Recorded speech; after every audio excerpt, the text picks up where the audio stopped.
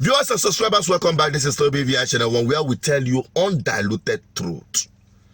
And on this truth, we remain consistent, telling it to the faces of our people who say they are not interested in the governance of the day, who say that they are not going to be part of what you call Nigeria today, deceiving ourselves. Now, Uwazurike had become a victim of his past mistakes. Governor Uwazurike had made him homeless by demolishing one of his properties. Take a look at this. Good afternoon, everyone. As usual, my name is Uwazurike.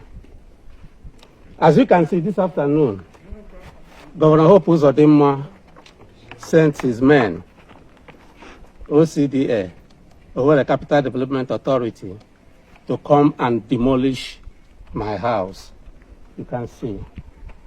I have been on this house for the past 11 years now or more, precisely in 2012. I have been here since 2012. Before Uwazurike became the governor of Imo State, I came in here. I have been here for 11 years now, before he became a governor.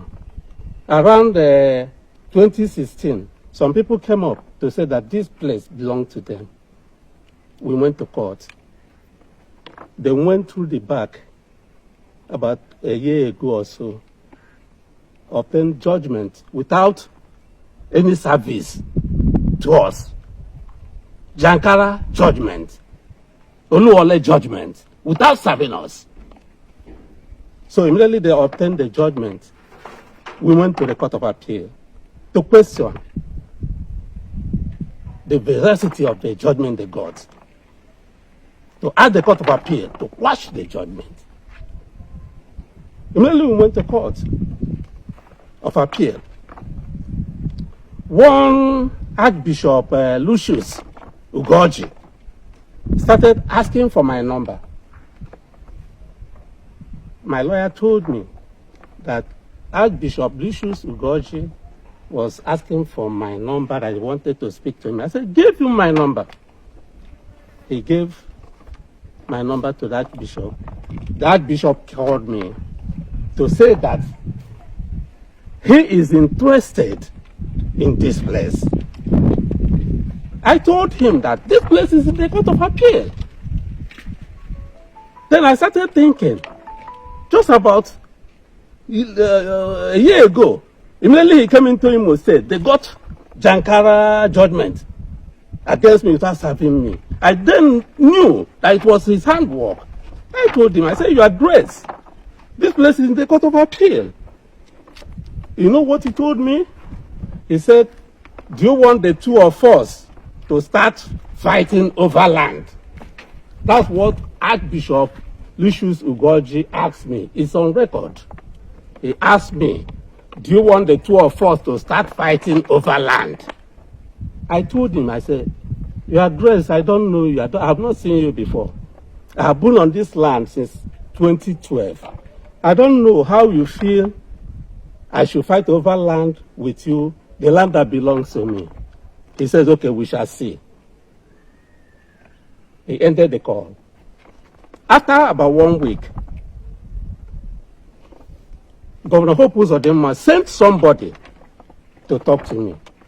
As a matter of fact, he sent Professor Morrissey, the former INEC chairman, to talk to me, asking me to go and discuss with Archbishop Lucius Ugoji and his group. I said, His Excellency, he should tell His Excellency that this land is in the Court of Appeal. I am a lawyer. A matter that is in the Court of Appeal should not be taken to any other place. As a matter of fact, a matter that is in court cannot be taken to any other place for settlement unless we get the leave of the court. Unless both parties we get the leave of the court to settle the case out of court. Immediately afterwards, men of OCD started pasting demolition notice in this place. First, they gave 21 days notice. We continued furnishing them with the details that this matter is in the Court of Appeal. Bring more documents. All these are from the Court of Appeal. All these documents, Court of Appeal. All these documents. So lately they came with 7 days notice. They came with this 7 days notice. So we continue telling them that this case is in the Court of Appeal. We went to the OCDA. As a matter of fact, I went with my lawyer to OCDA to say this case is the Court of Appeal. We submitted all the particulars to them. About 3 days ago, we went to the Court of Appeal to get an injunction, motion of notice. You can see the motion of notice against the respondents, asking them, come to Court of Appeal and prove why you are using the governor and OCDA to come and demolish a property that is in the Court of Appeal. Oh, when I hear them. Now, I'm not here to cast aspersion on Uwazurike's past mistake. I am here so that you that are already making the same mistake will stop making the same mistake. Because when we tell you that nothing works, nothing, in fact, your life will continue to be miserable if you continue to live in a lie you impose upon yourself, that Nigeria doesn't affect you. Because I tell you, as long as you are entrapped in this country, whether you are Biafran, whether you are Dudua, whether you are Arewa, Nigeria will keep happening to every one of us at one point or the other. You can deny it all like cares, but the truth is the truth. Just like it is happening to Uwazurike. Look at the manner. Church, a whole church archbishop, not even bishop or reverend father, archbishop at that level. If Uwazurike can go through this, what about you? Uwazurike of all people, powerful Uwazurike, is being humbled by a state governor that just came in, that has only 8 years. And it was people like Uwazurike who paved way for some of these charlatans in the name of political leaders in the southeast. Because when it was upon him, when God gave him the opportunity to sack some of these people, and genuinely, if he is, in that track of being genuine to the cause of our people, would have rearranged the political leadership of the southeast and channel them in a way that we, our homeland, will be the paradise we seek. He didn't do that. He threw that opportunity to the wind. Like I said, I'm not here to cast aspersion on him for his past mistake. But you, who are making the same mistake today, when we tell you that everything revolves around politics, power, whoever has it can mesmerize you, mesmerize your life, make you miserable. And that is what we are going through in our homeland. Unfortunately, we have the powers to reverse these things.